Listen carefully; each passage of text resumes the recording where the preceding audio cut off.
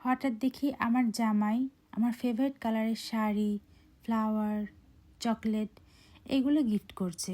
বিষয়টা কি জানতে চান তো? তাহলে চলুন বলেই ফেলি।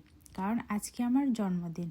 তো আমার জন্মদিনে সারাদিন কি করলাম, কিভাবে সময় কাটালাম, এটাই আপনাদের সাথে শেয়ার করব।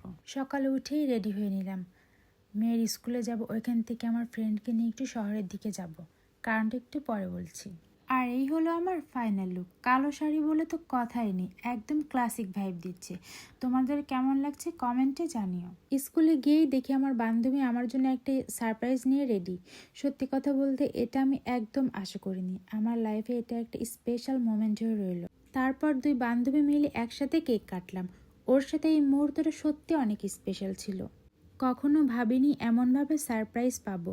মনে হয় আমি সত্যি খুব লাকি এই মানুষটাকে আমার বন্ধু হিসেবে পেয়েছি বলে। সবাই আমাদের জন্য দোয়া করবেন যেন আমরা এভাবেই সারা জীবন একে অপরের পাশে থাকতে পারি। কেকটা খেতে অনেক মজা ছিল, আর তার দিয়ে ফুলটা আমি সারাদিন আমার সঙ্গে রেখেছিলাম। এরপর আমরা শহরের উদ্দেশ্যে রওনা দিয়ে দিলাম।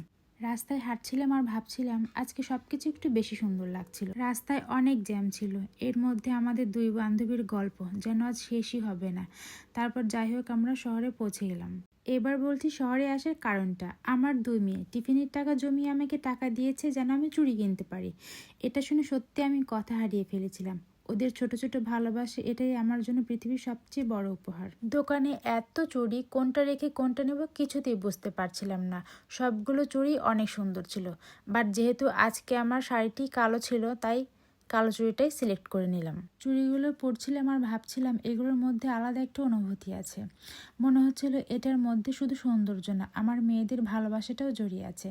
এরপর চলে গেলাম কেকের দোকানে। দোকানে ঢুকতেই নানা রঙের কেক চোখে পড়লো। বান্ধবী তো চকলেট কেক নিয়েছে, তো আমি কোনটা নেব বুঝতে পারছিলাম না। পরে রেড ভেলভেট কেকটা নিয়ে নিলাম। এরপর বাচ্চাদের স্কুল থেকে নিয়ে কাচ্চি ভাইয়ে সোজা চলে আসলাম।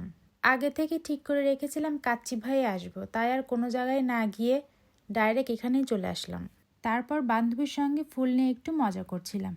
ওকে একটু টিস করছিলাম আর ও আমায়, আর আমরা দুজনেই হেসে ফেললাম। এখন কেক কাটার পালা। কেকটা প্যাকেট থেকে বের করতেই দেখি নাম উধাও। গাড়ির এত ঝাঁকি, কেকের নামই উধাও হয়ে গেছে। তারপর ক্যান্ডেলটি জ্বালানো হলো। এরপর কেক কাটলাম। তখন ওরা স্কুলের জন্য মজা করতে পারেনি, আর এখন ওরা ভীষণ খুশি, খুব মজা করছে।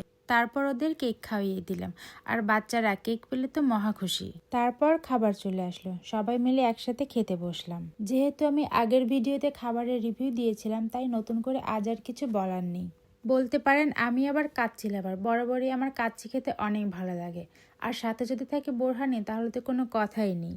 আর এই হলো চাটনি, যেটা খাবার শেষে না হলে চলেই না। এরপর আমরা বাসার উদ্দেশ্যে রওনা হলাম। এভাবেই কাটলো আমার জন্মদিন। আজকের দিনটা আমার জন্য অনেক স্পেশাল ছিল।